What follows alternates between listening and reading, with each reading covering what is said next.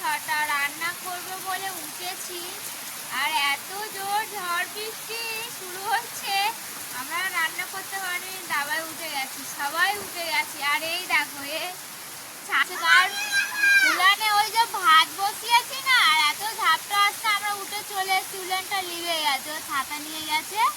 আর এই যে দেখো ঝড় বৃষ্টি সকালবেলা শুরু হয়েছে, রাতে এত গরম, রাতের বেলা তো বৃষ্টিটা হতে পারতো, আর রাতে না বৃষ্টি হয়ে সকালবেলা শুরু হয়ে গেছে রান্না করার সময়।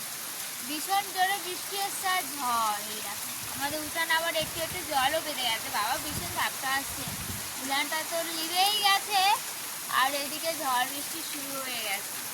আমরা সবাই উঠে পড়েছি, পাপা এত তাড়াতাড়ি ওঠে না, ও উঠে গেছে, আমরা সবাই উঠে গেছি। যাই হোক, দেখা যাক কী করে রান্নাটা করি। গ্যাসের অবস্থা তো